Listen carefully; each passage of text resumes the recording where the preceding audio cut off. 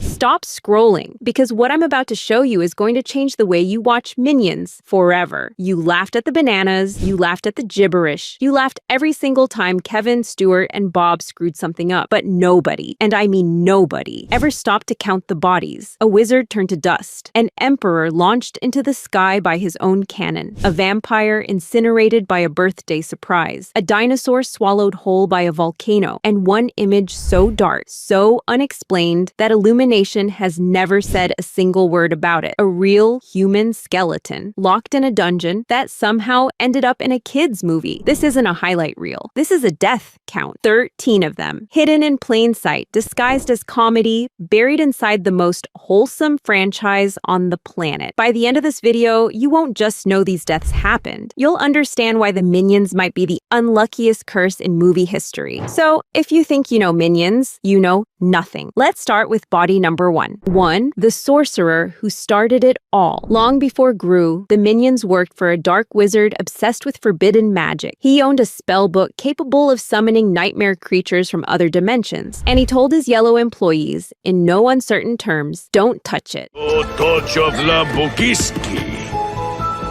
No touch of. Okay, no touch of. Naturally, two of them touched it immediately. What came out wasn't a monster.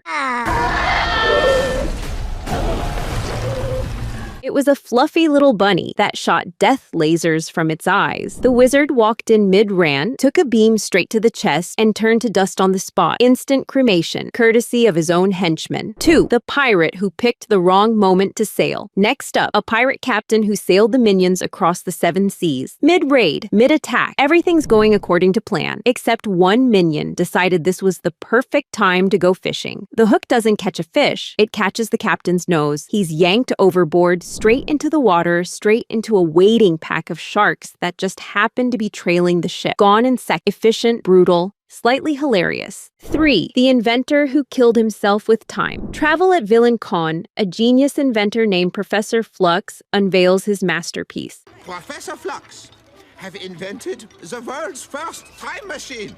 A working time machine. His big idea, pull dozens of future versions of himself into the present to help run his booth. The plan collapses immediately. One future version accidentally clocks the original present-day Flux over the head. We killed the original.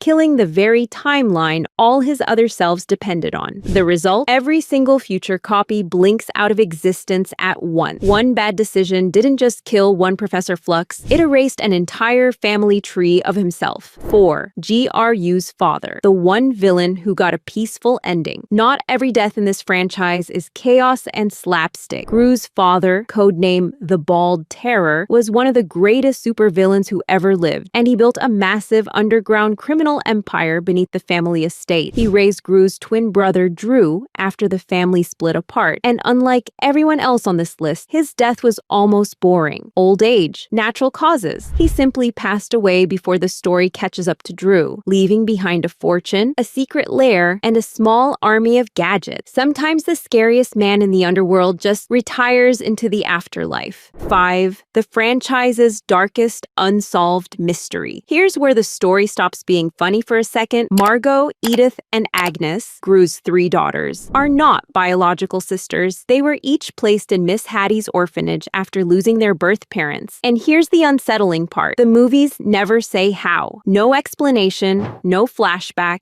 3 separate tragedies, completely unresolved, quietly sitting underneath one of the funniest franchises ever made. It's the plot hole nobody talks about, because without it, Gru never becomes a father, and the entire series never happens. Fan Theory Corner. Some believe Agnes's parents ran a farm and filled her childhood with stories about unicorns, which is exactly why one small orphan grew up utterly convinced they're real. If this is blowing your mind a little, smash that subscribe button. You've earned it. 6. Dracula. Done by a birthday cake count. Dracula himself once hired the Minions. For a while, it actually worked out fine. Then his 357th birthday rolled around. The Minions wanted to surprise him with a cake, so they threw open the castle curtains at the exact wrong moment. Sunlight flooded in. Dracula didn't even get a scream out.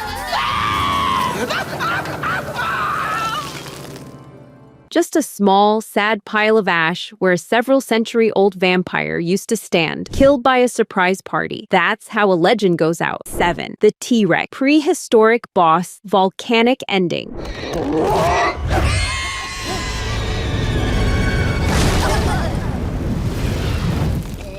Rewind even further to one of the very first creatures the Minions ever served, a Tyrannosaurus Rex. Biggest predator on Earth. Should have been the safest boss they ever had. Reaching for a banana, one minion knocks a boulder loose under the dinosaur's foot. The T-Rex loses its footing, slides down the mountainside, and drops directly into an active volcano. Apex predator, molten ending. 8. The Yeti, taken out by his own fan club. After the dinosaur, the Minions wash up with a tribe of Yetis in the frozen mountain. To celebrate their new leader, they throw together a musical number. Big mistake. One minion hits a note so high it shatters the ice ceiling above them.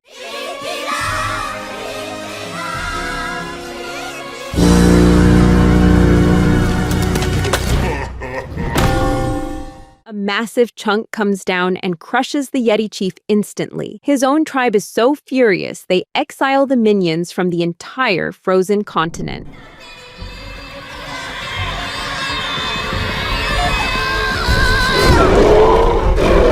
Which, weirdly, is the exact reason they eventually stumble into Gru's life. Every disaster on this list is basically an accidental setup for the next chapter. 9. The Caveman. Defeated by a fly, swatter. Somewhere between the dinosaurs and the Yetis, a Neanderthal adopted the Minions as his crew. When a massive prehistoric bear corners him, he needs a weapon, fast. A minion hands him a fly swatter. He swings it. The bear does not care. The bear is, if anything, more annoyed now. Lunch is served, and it's the Caveman. 10. Napoleon Bonaparte. History, rewritten by idiots. You were taught Napoleon died quietly in exile. Forget that. In this universe, Napoleon recruited the Minions into his army, and during one of his most famous battles, they were put in charge of a cannon. They aimed it back. The Emperor of France was launched through the sky by his own artillery, ending his campaign permanently. His own army turned on the Minions afterward, chasing them out and forcing them into their long, bossless exile in an ice cave.